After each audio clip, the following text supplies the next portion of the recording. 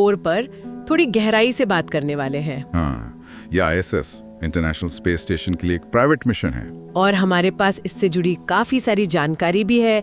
Axiom और NASA के अपने अपडेट्स हैं, कुछ खबरें हैं, एक्सपर्ट एनालिसिस भी है। बिल्कुल। और हम कोशिश करेंगे कि इस सब जानकारी में से जो खास बातें हैं वो निकालें। मतलब ये मिशन क्यों इतना जरूरी है और ये भविष्य के लिए, जैसे वो कमर्शियल स्पेस स्टेशंस वगैरह के लिए कैसे एक रास्ता तैयार कर रहा है। सही, तो शुरू करें फिर। हाँ बिल्कुल, चलिए लॉन्च से ही शुरू करते हैं। 25 जून 2025 को ये लॉन्च हुआ था। फ्लोरिडा के कैनेडी स्पेस सेंटर से SpaceX का ड्रैगन कैप्सूल था। हाँ, और क्रू ने उसे ग्रेस नाम दिया है, ये भी दिलचस्प है। हाँ, और क्रू वो भी काफी खास है इस बार।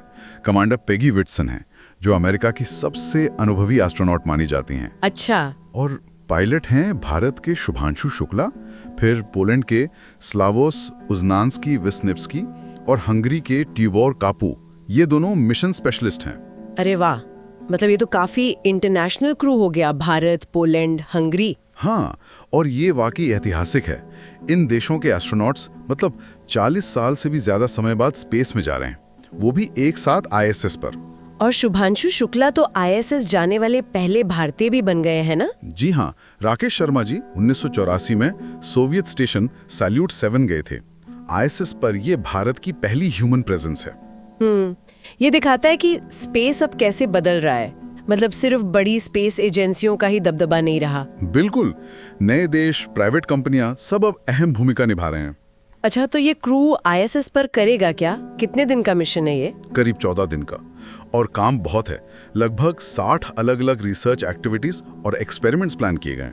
60? हाँ, और ये 31 देशों से जुड़े हुए हैं, मतलब काफी बड़ा कोलैबोरेशन है। किस तरह के एक्सपेरिमेंट्स होंगे? कई तरह के हैं, जैसे ह्यूमन रिसर्च है, पृथ्वी को ऑब्जर्व करना है, life sciences, biology, material science, काफी वैरायटी है। और इसमें सुना है नासा और इसरो का भी कुछ खास है। हाँ बिल्कुल, नासा और इसरो के बीच 5 जॉइंट साइंटिफिक इन्वेस्टिगेशंस है और 2 स्टेम आउटरीच एक्टिविटीज भी हैं। अच्छा, ये शायद वो पहले जो बात हुई थी ट्रम्प और मोदी के बीच, उसी का नतीजा है। हाँ, उसी प्रतिबद्धता का हिस्सा है ये।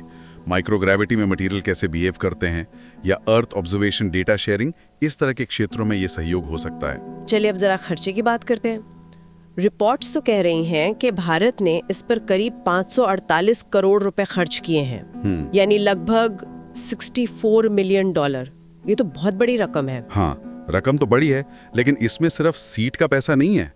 इसमें शुक्ला की पूरी ट्रेनिंग, लॉन्च का इंतजाम, उनका सफर और जो रिसर्च वो वहाँ करेंगे वो सब शामिल है। अच्छा। और इसे भारत के अपने गगनयान प्रोग्राम के नजरिए से भी देखना चाहिए। हाँ, वो जो भारत का अपना ह्यूमन स्पेस फ्लाइट प्रोग्राम है, 2027 तक का लक्ष्य शायद। बिल्कुल। तो X4 से जो अनुभव मिलेगा, जो डेटा आएगा, वो गगनयान के लिए बहुत बहुत महत्वपूर्ण साबित हो सकता है। तो ये एक तरह का निवेश है। समझी। तो ये सिर्फ एक मिशन का खर्चा नहीं, भविष्य की तैयारी है।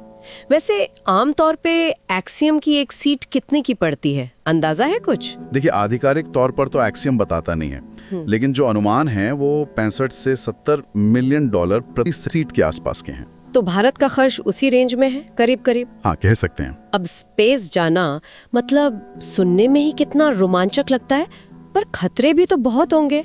डॉकिंग तो खैर हो गई सफलतापूर्वक। हाँ, डॉकिंग एक बड़ा चैलेंज होता है शुरू में, वो हो गया। लेकिन ऑर्बिट में पहुंचने के बाद वहाँ क्या रिस्क है? देखिए, ऑर्बिट में सबसे बड़ा खतरा होता है स्पेस डिब्रिस का।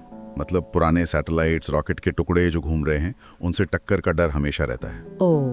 बहुत तेज रफ्तार से घूमते हैं ये, छोटा सा टुकड़ा भी बहुत नुकसान कर सकता है। फिर अंतरिक्ष का रेडिएशन है, वो भी एक चुनौती है सेहत के लिए। और वापसी, पृथ्वी पर वापस आना? वापसी भी आसान नहीं। जब कैप्सूल वायुमंडल में दोबारा एंट्री करता है तो जबरदस्त गर्मी पैदा होती है फ्रिक्शन के कारण। हाँ, सुना है। तो उसके लिए बहुत मजबूत थर्मल प्रोटेक्शन सिस्टम चाहिए होता है। हमने पहले स्पेस एक्सीडेंट्स में देखा है कि कितना जरूरी है। सही कहा। और इतने दिन एक छोटी सी जगह में बंद रहना, मनोवैज्ञानिक असर भी तो पड़ता होगा। हाँ बिल्कुल, साइकोलॉजिकल फैक्टर भी है। सीमित जगह में रहना, टीम के साथ तालमेल बिठाना, इसके लिए खास ट्रेनिंग दी जाती है क्रू को, और वो लोग आपस में बातचीत, एक्टिविटीज जैसे योग वगैरह से भी इसे मैनेज करते हैं। इतने सारे जोखिमों के बावजूद ये मिशन, ये भविष्य की तरफ एक बड़ा कदम लग रहा है। खासकर जब हम कमर्शियल स्पेस की बात करते हैं। एक्सियम की भूमिका इसमें खास है ना? बिल्कुल सही कहा आपने। X4 जो है ये एक्सियम स्पेस का चौथा प्राइवेट मिशन है और ये इसलिए भी खास है क्योंकि ISS जो हमारा इंटरनेशनल स्पेस स्टेशन है, हाँ, वो तो रिटायर होने वाला है 2030 तक। एग्जैक्टली। तो अब सवाल है कि उसके बाद क्या, और यहीं एक्सियम जैसी कंपनियां सामने आ रही हैं। एक्सियम अपना खुद का स्टेशन बनाने की तैयारी में है। एक्सियम स्टेशन मतलब दुनिया का पहला कमर्शियल स्पेस स्टेशन। हाँ, योजना तो यही है। पहला मॉड्यूल शायद 2027 तक लॉन्च हो।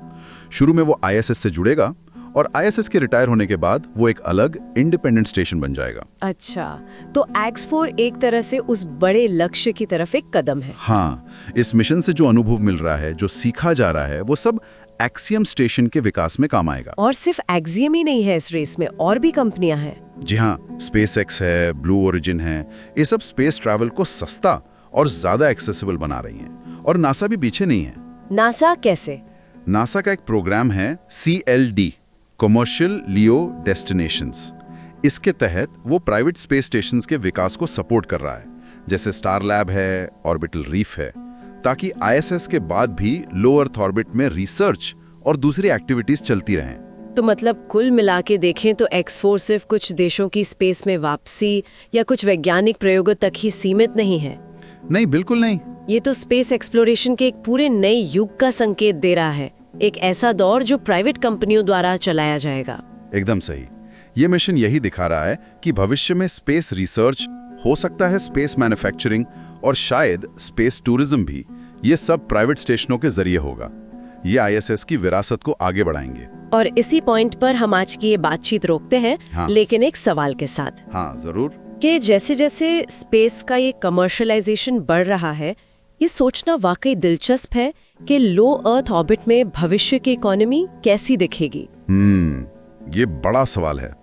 क्या ये एक नए कमर्शियल स्टेशंस वाकई ISS की वैज्ञानिक भूमिका को पूरी तरह निभा पाएंगे, और ये किस तरह के बिल्कुल नए अवसर खोलेंगे रिसर्च के लिए, इंडस्ट्री के लिए, या शायद हम सबके लिए भी?